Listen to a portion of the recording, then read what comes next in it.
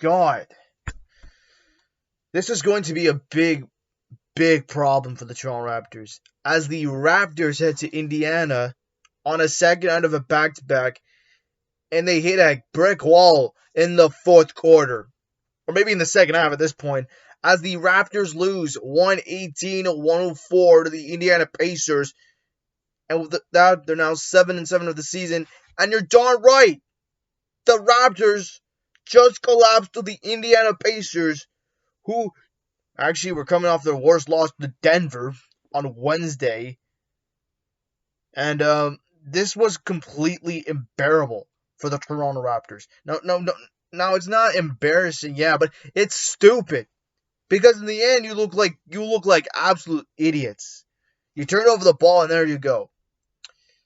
So at this point, you don't have Pascal Siakam. You don't have Khem Birch. You don't even have Precious Achiuwa.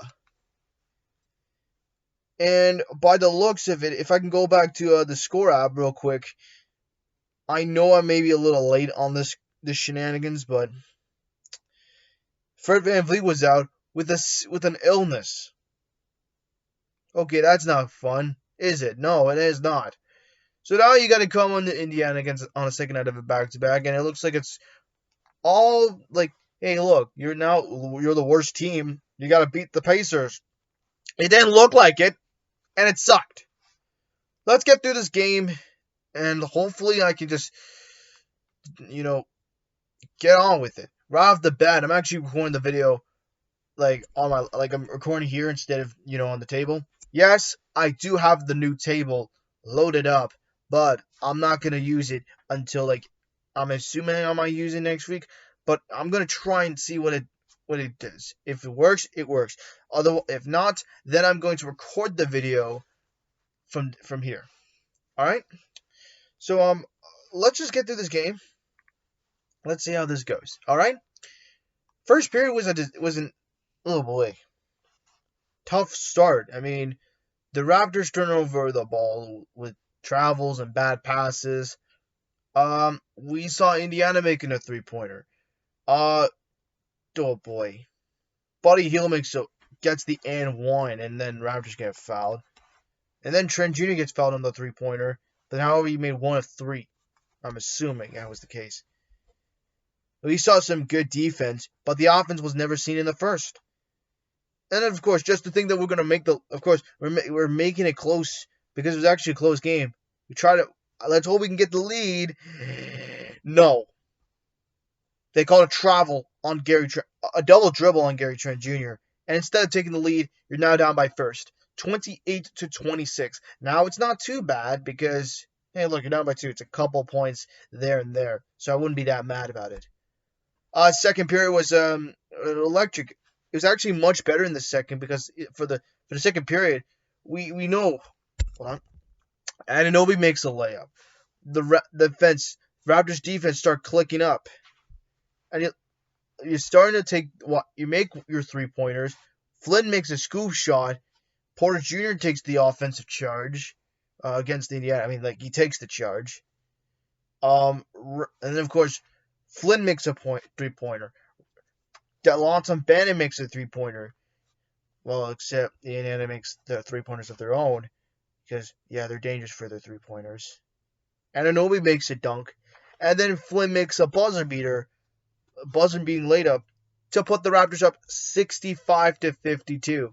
Now, this is good because you're up 13 at halftime. Let's see what we can do in the third. It does nothing. The third period was just all but disastrous because the Raptors, they were just so stupid, they couldn't even make a shot. Then you see the Pacers start making 3 after 3 after 3. They start piling threes on you. And that 13-point lead, or so I thought it would be, is now down to single digits. But then, of course, the Raptors' offense comes back alive, making 3-pointer after 3-pointer after 3-pointer. Delon Bannon makes a 3-pointer, and Boucher makes a 3-pointer. And despite losing the quarter 30-25, if I can do this quick, you're up 90 90 to 82. All right, it's not that bad. It's a little closer now.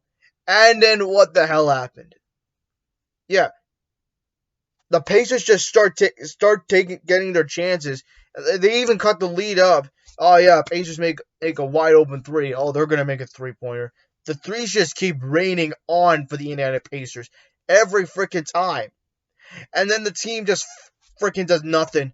And of course, they get called on a double dribble. Yeah, there you go. Doesn't make squat. Doesn't make dilly squat. They didn't even call a charge. That's what happened. It's like these refs are freaking garbage on last night against Indiana. I'm not that happy that we lost.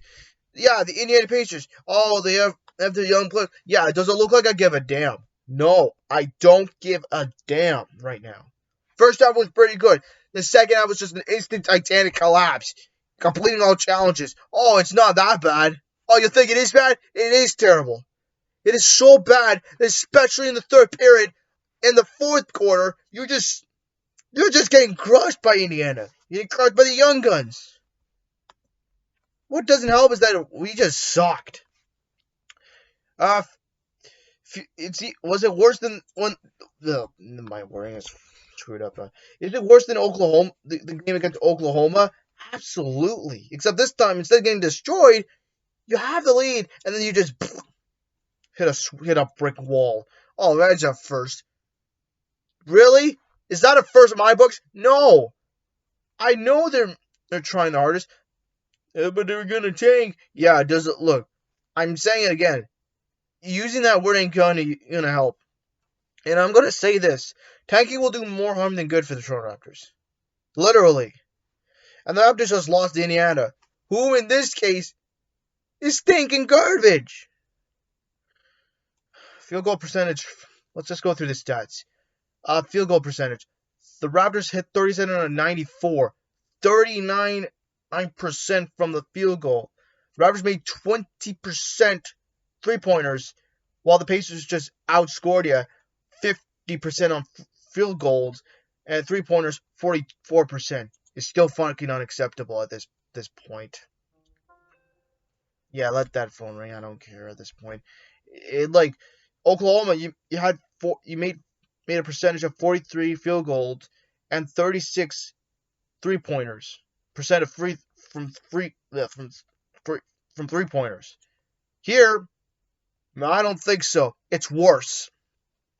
Free throws, 79% from free throws. Still lost the game. At least you got some total offensive some rebounds. You got 43 rebounds, 16 offensive rebounds, 14 assists, 8 blocks, 12 steals, 12 turnovers. Did I say 12? No. Yeah, 12 steals and turnovers. And points in the paint, 52. While the Pacers made 40. How do you get outscored in the fourth? I don't get it. It just sucks because, look, Herman Gomez was getting iced. He didn't shoot. He didn't do too well last night. The only players that did well is OG Anunoby, and he had 26 points. Oh, that's good. Otto Porter Jr., 6 points, 3 assists, and 5 rebounds. Thaddeus Young had 15 points and assists and 5 rebounds. Scotty Barnes was not the golden child from like last week or the week before. He was gassed. He had 8 points. 8 points. What does this even mean right now? 8 points? 8 points! 8 freaking points! In the goddamn game. 8 points? Really? Chris Boucher had 19 points and 7 rebounds. He didn't make any assists.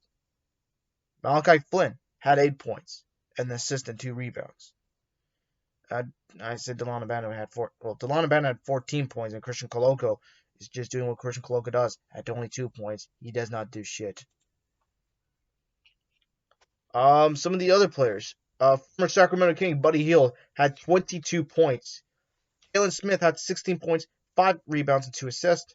Miles Turner made 19 points and had 10 rebounds.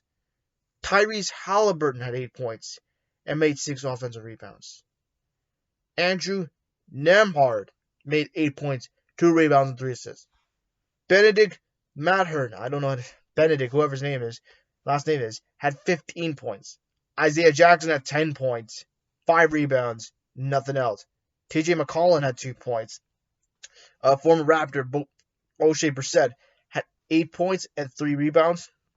Aaron Nesmith had 10 points, 2 rebounds, and 2 assists. And Terry Taylor didn't have any points, period. So this is just getting ass whooped by 30 points in Oklahoma was bad enough. Here against Indiana, it's just makes me want to take my mind, just want me to take my whole hair, start ripping it into shreds, because that was unacceptable from the Raptors bench and from the starters. Next off, they take on the Detroit Pistons, and this is a 7 p.m. game, a 7 p.m. tip-off in Detroit at Little Caesar Arena. And for goodness sakes, man, can we just get a win here? I want to win against a Detroit Pistons team. Like, what's the record as of right now? Oh yeah, they lost to Boston. Oh, whoop-de-doo, they've lost. They're now 3-11. You gotta take advantage on these weak teams. The last time, like, this is going to be interesting because the Detroit Pistons, they're now 3-11. Oh, that's a first. So, let's just end it on a high note. Hopefully, we can get this on the right track and beat Detroit. Otherwise, it'd just be completely unacceptable. Otherwise, what's the point? It would be completely unacceptable. Losing to 3 terrible teams. Actually, hang on to 2 teams, being Oklahoma and Indiana and then Detroit. 3 teams that you should have beaten, and then you falter. I get it. We're 14 games in. I get that. But you got to smarten the hell up. You have to make some goddamn shots. And start on. Yeah, I get the phone's on. Shut up, Samson. For God's sake, start up on time. I'm not here to make any excuses. We just sucked. If we sucked in Detroit, that's going to be it. Well, technically, there's still plenty of season left, but you still got to do your job. Please. At this point, just get the win here, man. Do it.